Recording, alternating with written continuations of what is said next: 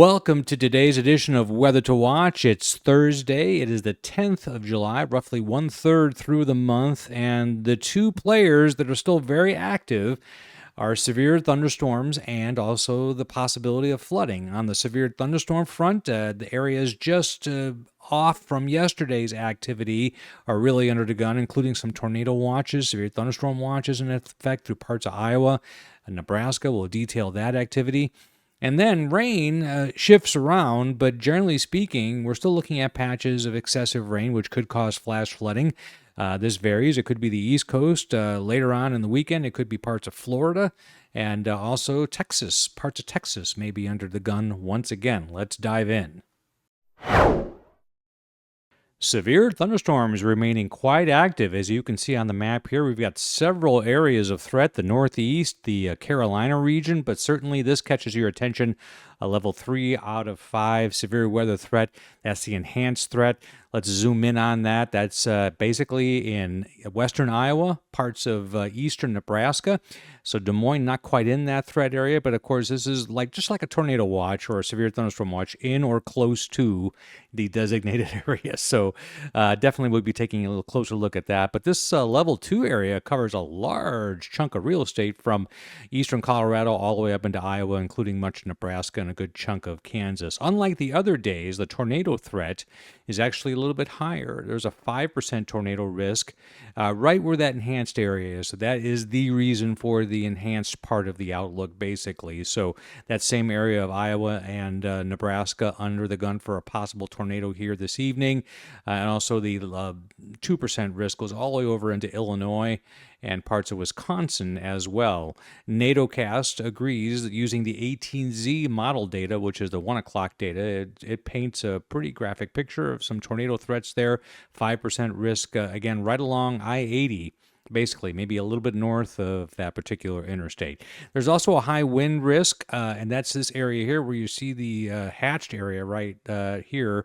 These areas here and here, that's a 10% chance of a 65 knot or greater wind speed. Roughly, that's about 70 miles per hour. And we also have a 30% chance of just damaging winds, which would be 59 miles per hour or higher. And the Storm Prediction Center agrees with that assessment for significant wind probabilities.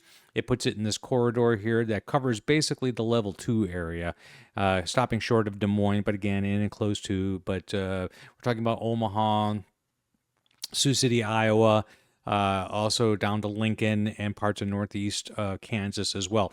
And I did want to stop and kind of rewind, and this exact same forecast was made yesterday. And again, this is yesterday's for this part of South Dakota. In fact, kind of centered on South Dakota. I wanted to show you what the wind reports were over the past 24 hours ending this afternoon. And so we had 60 and even a couple of 70 mile per hour wind gusts in that, exactly in that zone, even an 81 mile per hour wind gust. So that particular forecast verified pretty well. And we never want to forecast to verify, especially if it's bad, but we'll see what happens. Now, it certainly looks active. Here is a combination of the radar and the watches that are in effect late on this Thursday afternoon, right around 5 o'clock CDT.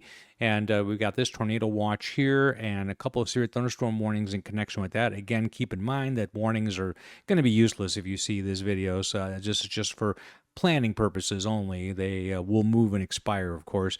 And a severe thunderstorm watch in effect for this kind of a pinkish area here, which doesn't quite include Denver, but everything east of there, and a lot of western Kansas as well. Let's take a look at the HRRR model here, how it develops these storms here. These are wind makers, possible tornado makers as they dissipate later on tonight. Going into Iowa and into Kansas, but these are some supercell thunderstorms certainly here that are forming in those regions. Let's look ahead now to Friday. Chicago is under the gun, so is Kansas City for a level 2 out of 5 risk. That's the slight risk category. So pretty good area here, and a large chunk of the central U.S. and even still some of the eastern U.S. under a level 1.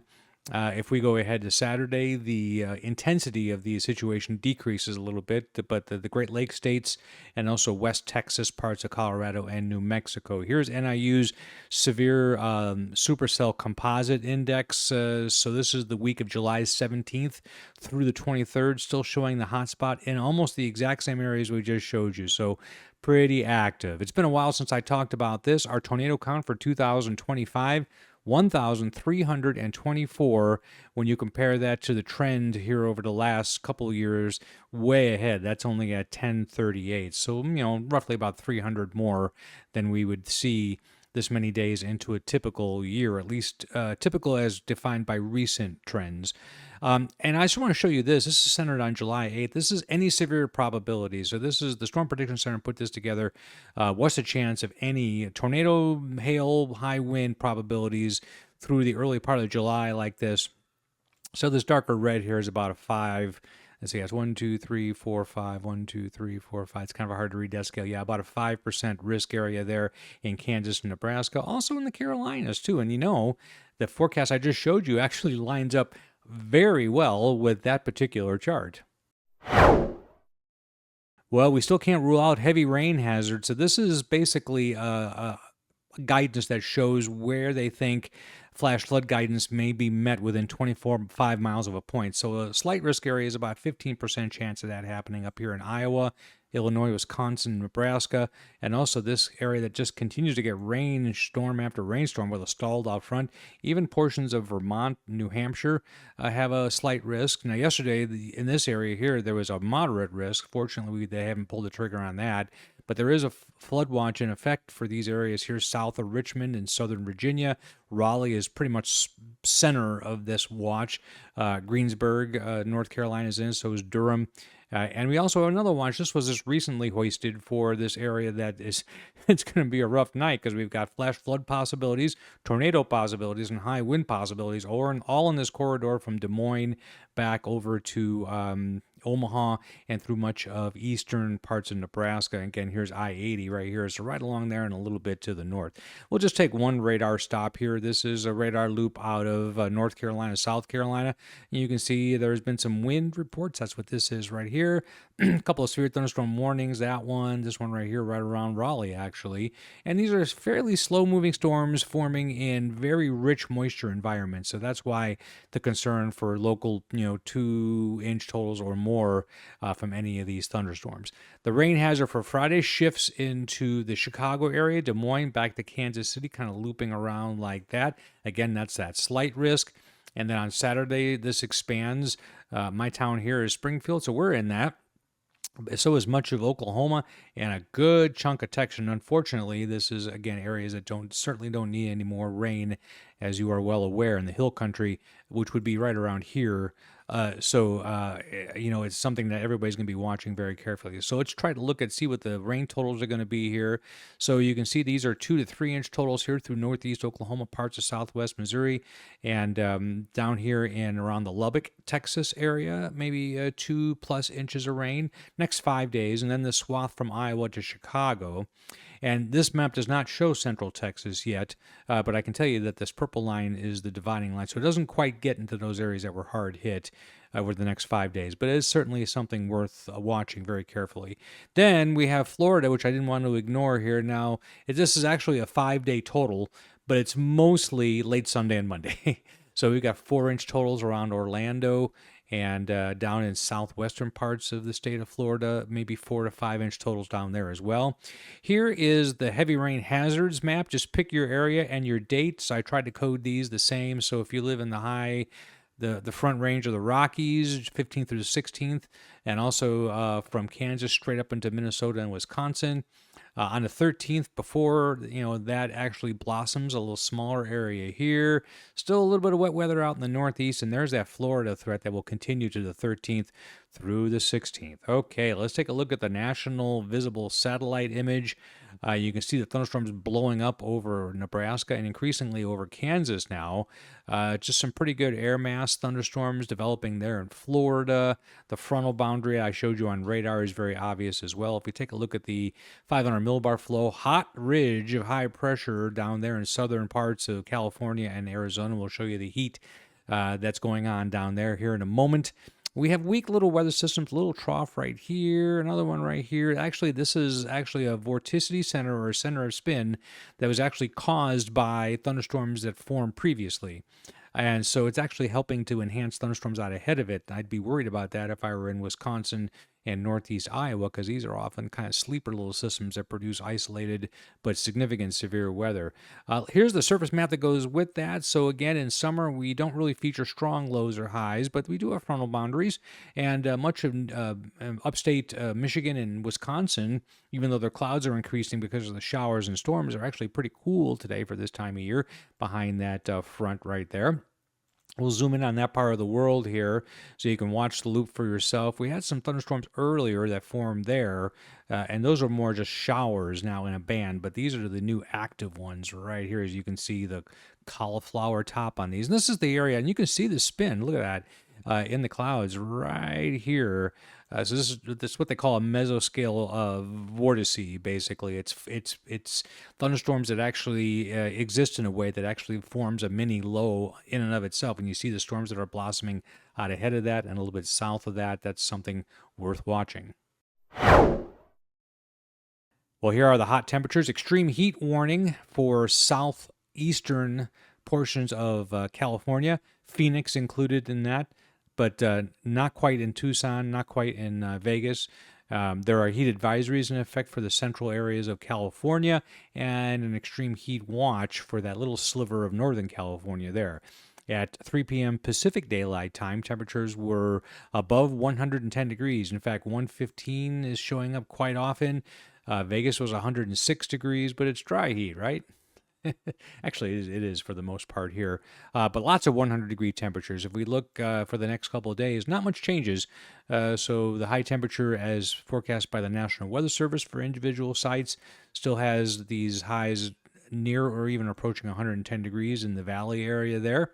And on Saturday, just about the same result here, with that heat also lingering in southern Nevada and also in parts of eastern California. If you're wondering what the heat's going to do here on the 13th through the 17th, we have a hazardous heat sort of outlook there that spreads southeastward for the 14th through the 17th and much of the deep south.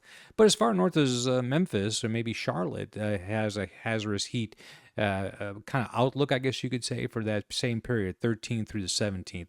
Take a look at the high temperatures for tomorrow, Friday. Cool in the Wyoming area, parts of the Dakotas, clouds, and that little cool front working its way down there. And just use this as a guide here. If it's a warmer color, it's an above normal pattern. The actual numbers are the highs forecast for the individual cities. So 92 in Chicago would be an example of that, 91 in my towns of Springfield, 85 it looks like in New York City, 89 in Miami, and still cloudy and rain-cooled in Texas for Friday. Moving ahead to Sunday, still seeing a huge effect of all that rain. Remember I showed you this is where the hazardous rain forecast was? Well, you can see by the cloud cover and the rain why temperatures are going to be held down there. Look how hot it's getting, though. You can understand why heat watches were put in effect for parts of Northern California. That will likely spread into parts of Washington and Oregon. And here's the departure and also high temperatures for Tuesday. And the coolest weather is in the Rockies, just to the east of the Rockies, really, Dakotas, Montana. Look how cool it is in Florida, though. Only 87 for a high in Miami, and Cape Hatteras only 86. Here is the 6 to 10-day temperature forecast. So this starts Tuesday of next week. Very, very cool weather continues to bring a cool summer to much of the central U.S., pretty high confidence that New England will be hot during that period, and at the opposite corner, Washington and Oregon will be. And as far as precipitation is concerned, a little concerning. Now, there are drought areas here, so we have to kind of balance how fast does the rain fall? You know, everybody needs rain in the long term, but we don't need it delivered like it's been delivered. Obviously, we have no control over any of that. So it does look like a high confidence of some above normal precipitation in Texas, parts of New Mexico, and the panhandle of Florida. And I did want to share this with you, even though we're a third into July. The forecast that was made on June 30th did indicate a pretty high confidence of hot weather in Idaho and in the Northeast. That seems to be holding true. This part of the forecast might have some trouble because if it's keeps going the way it's going, I think it may come in a little bit more neutral. And on the precipitation front here, it looks a little wet from Alabama northward to Pennsylvania. Some dry patches. Again, this one might be in doubt. This one might be in doubt. I don't know. We'll see how that works out for July. And then the last thing is still very inactive in the tropics as far as tropical cyclone development, nothing in the Atlantic. Still looking at a high, maybe above normal hurricane season. And we've gone through 3 storms already, and the same deal in the Eastern Pacific. Nothing really shaken here. The next name on the list would be Gil. Thanks for watching this edition of Weather to Watch. It comes out every other day, or as the weather necessitates. Please remember to share this with your friends, subscribe to the channel, or at the very least, like what you just watched. Thanks.